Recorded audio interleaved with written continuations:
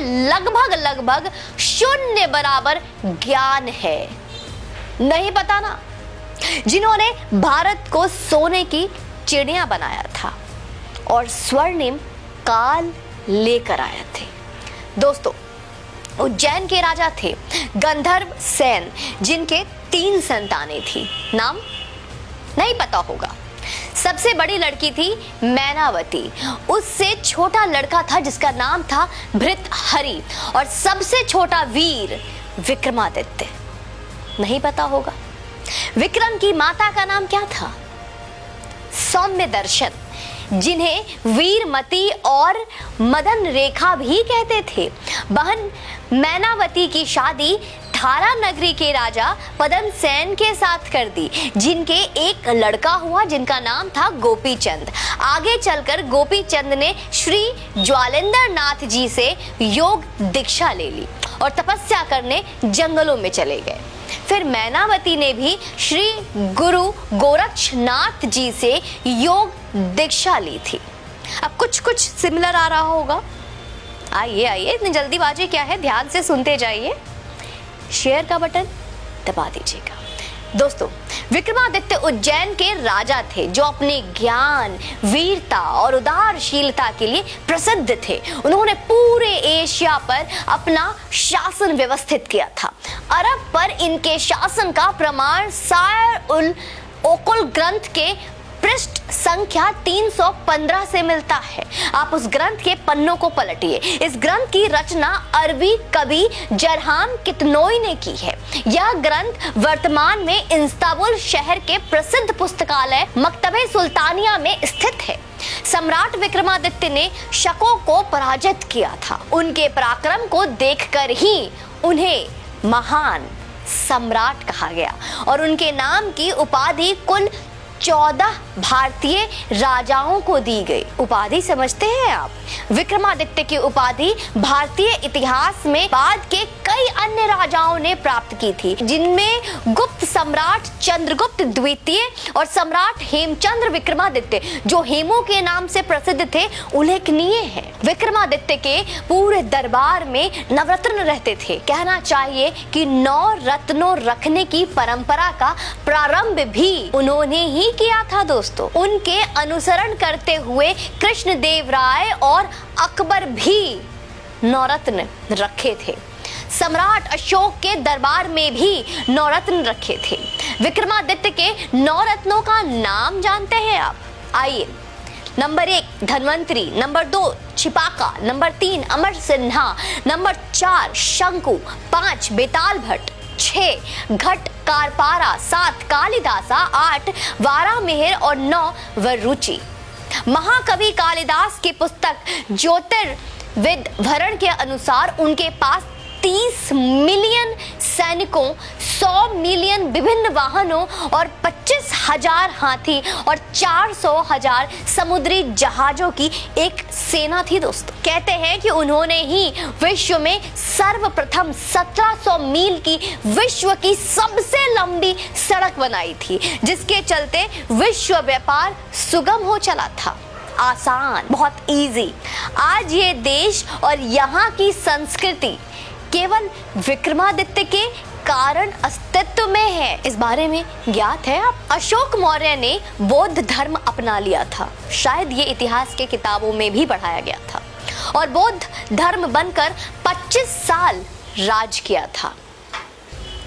भारत में तब सनातन धर्म लगभग समाप्ति पर आ गया था। दोस्तों, जी हाँ, आप बहुत चौंक रहे होंगे सुनकर कि मैं क्या कह रही हूँ। देश में बौद्ध और अन्य हो चुके थे। रामायण और महाभारत जैसे ग्रंथ खो गए थे, बिल्कुल खोने से लग गए थे। महाराज विक्रम ने ही पुनः उनकी खोज करवाकर उसे स्थापित किया। विष्णु और शिव जी के मंदिर बनवाए और सनातन धर्म की फिर से संरक्षण किया, बचाया। विक्रमादित्य के 9 रत्नों में से एक कालिदास ने अभिज्ञान शाकुंतलम लिखा। अभिज्ञान शाकुंतलम का नाम शायद कुछ सनातनियों ने पहले भी सुन रखा होगा, जिसमें भारत का इतिहास है। अन्यथा भारत का इतिहास कहा क्या मित्रों? हम भगवान कृष्ण राम को ही खो चुके थे। हमारे ग्रंथ ही भारत में खोने के कगार पर आ गए थे। बहुत चौंकाने वाली बात बता रही हूं मैं आपको।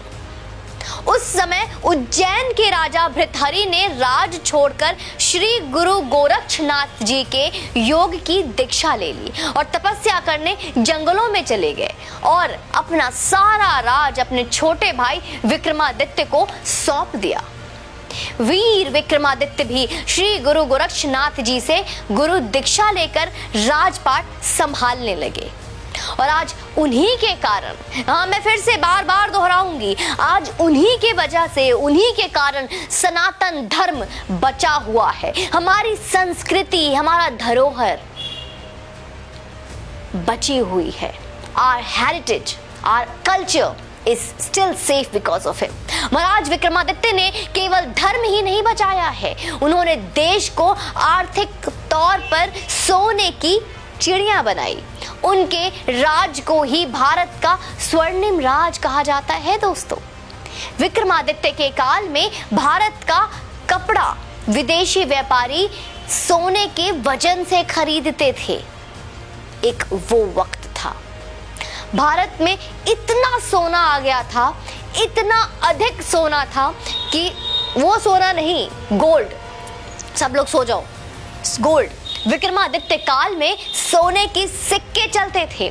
आप गूगल इमेज कर विक्रमादित्य के सोने के सिक्के देख सकते हैं कि किस तरह के सोने के सिक्के उस वक्त होते थे, किस तरह के सोने के सिक्के पाए जाते थे उनके काल में। कैलेंडर जो विक्रम संवत लिखा जाता है वह भी विक्रमादित्य का स्थापित किया हुआ है।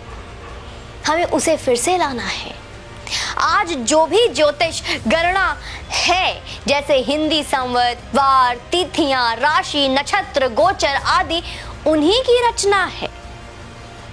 वे बहुत ही पराक्रमी, बलशाली और इतना ही नहीं, बहुत ही बुद्धिमान राजा थे।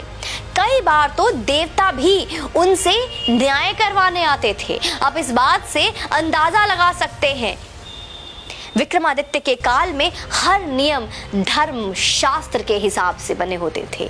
न्याय, राज सब धर्म शास्त्र के नियमों पर चलता था।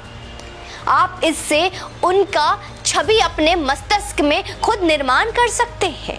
विक्रमादित्य का काल प्रभु श्री राम के राज के बाद सर्वश्रेष्ठ माना गया है, जहां प्रजा धनी थे, जहां प्रजा खुश थे और धर्म पर चलने वाले थे। बड़े दुख की बात है कि भारत के सबसे महानतम राजा विक्रमादित्य के बारे में हमारे विद्यालयों में, स्कूलों में, कॉलेजों में कहीं कोई स्थान नहीं है। कोई उचित स्थान ही नहीं दिया गया उन्हें। देश को अकबर, बाबर, औरंगजेब जैसे दरिंदों और आक्रांताओं का इतिहास पढ़ाया जा रहा है। उन्हें महान बता। इस वीडियो को अधिक से अधिक शेयर करें। हर उस योगी समर्थक तक भी पहुंचाइए जो योगी जी का खुद को प्रशंसक बताते हैं।